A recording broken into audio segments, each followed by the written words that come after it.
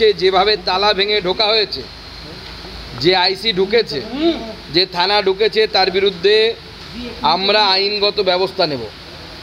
এত বড় সাহস কিভাবে হয় যে সর্বভারতীয় এটি রাজনৈতিক দল, সর্বভারতীয় সর্ববৃহৎ রাজনৈতিক দল, তার পার্টি অফিসে ঢোকে উইদাউট এনি ওয়ারেন্ট, কোনো ওয়ারেন্ট ছাড়া ঢুকেছে এবং একে কোর্টে নিয়ে গিয়ে কান ধরিয়ে ওখানে উঠবোস করাবে এই অফিসারকে।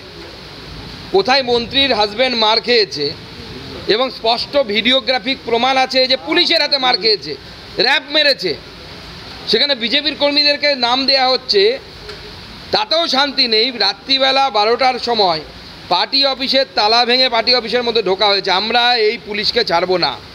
আমি এখান থেকে পরিষ্কার বলছি, পুলিশ এখনও সময় আছে, ক্ষমা চেয়ে নিক বিজেপির কাছ থেকে, সংযত হোক এবং আমাদের কর্মী যাদেরকে পুলিশ মিথ্যে মামলা দিয়ে তাড়িয়ে তাড়িয়ে বেড়াচ্ছে তাদেরকে এই মামলা থেকে মুক্ত করুক, নাহলে আগামী দিনে গিয়ে ওই থানা ঘেরাও করে অচল করে দেবো আমরা। পার্টি অফিসের তালা ভেঙে ঢোকার অভিযোগ আপনারা করছেন, এটা কতটা মারাত্মক? কারণ এই ট্রেন্ডটি প্রতিষ্ঠিত হয়। না, এটা মারাত্মক ব্যাপার। বিজেপি পার্টি অফিস কোনো উগ্রপন্থীর আখড়া নাকি? শেখ শাহজাহানের ওখানে ঢুকতে পারে না, যেখানে উগ্রপন্থীরা থাকে সেখানে ঢুকতে পারে না, সেই পুলিশ পার্টি অফিসের দরজা ভেঙে ঢুকবে? ফাজলামও পেয়েছে কে এসপি ওই জেলার? আমি দেখতে চাই। এত সাহস আইসির, এত সাহস, মন্ত্রীর বর বাজার করতে গিয়ে আর র্যাফের কাছে মার খেয়েছে।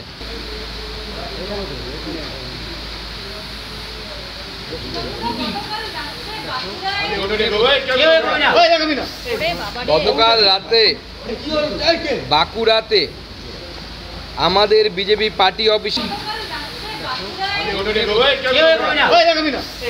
গতকাল রাতে বাঁকুড়াতে আমাদের বিজেপি পার্টি অফিসে যেভাবে তালা ভেঙে ঢোকা হয়েছে, যে আইসি ঢুকেছে, যে থানা ঢুকেছে, তার বিরুদ্ধে আমরা আইনগত ব্যবস্থা নেব।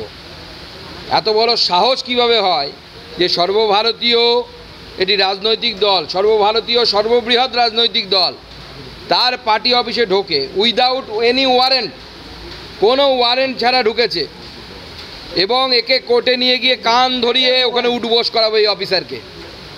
কোথায় মন্ত্রীর হাজব্যান্ড মার খেয়েছে এবং স্পষ্ট ভিডিওগ্রাফিক প্রমাণ আছে যে পুলিশের হাতে মার খেয়েছে, র্যাব মেরেছে, সেখানে বিজেপির কর্মীদেরকে নাম দেয়া হচ্ছে, তাতেও শান্তি নেই। রাত্রিবেলা 12টার সময় পার্টি অফিসের তালা ভেঙে পার্টি অফিসের মধ্যে ঢোকা হয়েছে। আমরা এই পুলিশকে ছাড়বো না।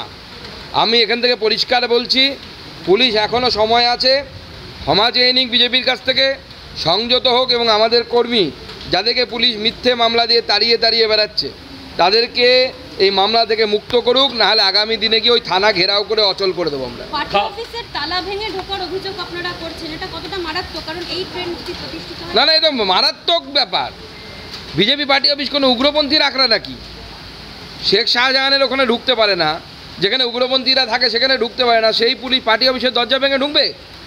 ফাজলামও পেয়েছে কে এসপি ওই জেলার? আমি দেখতে চাই। এত সাহস আইসির, এত সাহস, মন্ত্রীর বর বাজার করতে গিয়ে আর র্যাফের কাছে মার খেয়েছে। তো মন্ত্রীর বর সেই র্যাপের সামনে গিয়ে যদি পড়ে, র্যাব মেরেছে, তাতে বিজেপির কি? তোমরা মারামারি করবে, তোমরা মার খাবে, আর বিজেপির ঘাড়ে দোষ চাপাবে। বিজেপি মেরেছে এরকম কি কোনো তথ্য প্রমাণ তৃণমূল কংগ্রেস আপনাদের কাছে তুলে দিতে পেরেছে? আমরা তো দেখতে পাচ্ছি, আমাদের কাছে ভিডিও আছে যে যেখানে র্যাব মারছে মন্ত্রীর বরকে। বাংলার পুলিশের কি দুরকম আচরণ দেখতে পান? কারণ একই পুলিশ, অনুব্রত মণ্ডলের ক্ষেত্রে সেই পুলিশ যখন অভিযোগ করছেন তার ফোন নিয়ে নেওয়া হচ্ছে, অন্য সময় একদম দু রকমের, মানে মেরুদণ্ড বিক্রি করে দেয়া। আমি জানি না যে আইসি বা যে অফিসার যার নির্দেশে বিজেপির পার্টি অফিসের তালা ভেঙে ঢুকেছে পুলিশ, তিনি মাসে মাসে তৃণমূল কংগ্রেসের কাছ থেকে কতখানি করে চাকর বৃত্তি পান। এই চাকরের কাজ করার জন্য, পদলেহন করার জন্য এসপি মাসে মাসে কত লাখ টাকা করে নেয়, সেইটা আমাদের জানার ইচ্ছে আছে এবং আমরা এর শেষ পর্যন্ত যাব। আমরা যতদূর আইনি ব্যবস্থা নিতে যা যা করা হয় অলরেডি আমরা এই বিষয়ে লোয়ার কোর্ট এবং হায়ার কোর্ট, লোয়ার কোর্টে আমি বলেছি নর্মালি এফআইআর নেবে না। আমাদের স্থানীয় নেতৃত্ব, আমাদের জেলা সভাপতি, ওখানকার বিধায়ক, তাদের সবাইকে নির্দেশ দেওয়া হয়েছে থানায় গিয়ে এফআইআর করতে, না নিলে কোর্টে গিয়ে এফআইআর করতে। কাকদ্বীপে একটা অভিযোগ উঠে আসছে, স্থানীয়দের জমি তৃণমূলের পতাকা দিয়ে ঘিরে ফেলা হচ্ছে, তৃণমূলের পঞ্চায়েত প্রধান ও অঞ্চল সভাপতির বিরুদ্ধে সরাসরি অভিযোগ। না, সে তো শেখ শাহজাহান যা করতো এরা সেই পথই নিচ্ছে। তৃণমূল কংগ্রেসের তো কিছু করে খেতে হবে। আমি তো আগেই বলেছিলাম চুরি না করলে পরে তৃণমূল কংগ্রেস না খেয়ে মরে যাবে। তো চুরি করতে করতে সব তো শেষ হয়ে যাচ্ছে, এখন লোকের জমি, এবার লোকের বাড়ি ঘর সবই দখল করে নেবে তৃণমূল কংগ্রেস। মালদার একটা ছবি ভাইরাল হয়েছে, যেখানে দেখা যাচ্ছে তৃণমূলের নেতা অস্ত্র হাতে তিনি ঘুরছেন এবং সেখানে পরিস্থিতিও উত্তপ্ত হয়েছে।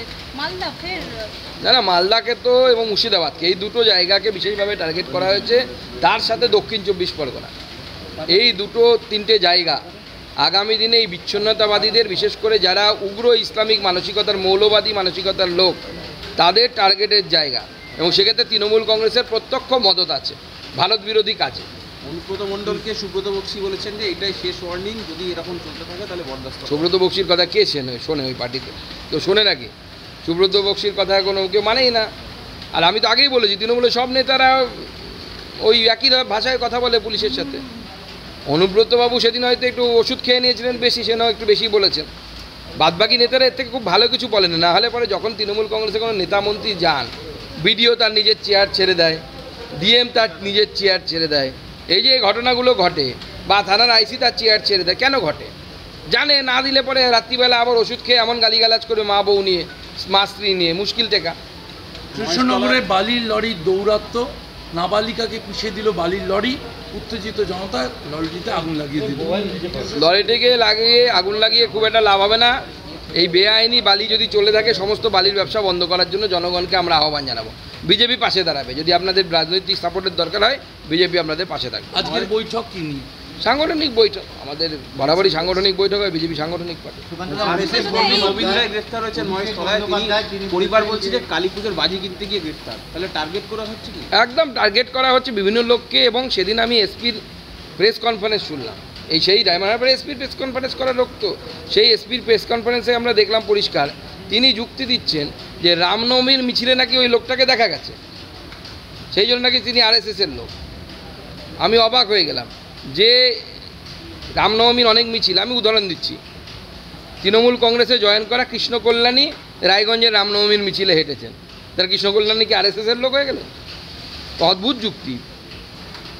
শেষ করুন। বন্দ্যোপাধ্যায় তিনি বলছেন যে মহেশতলায় যারা ক্ষতিগ্রস্ত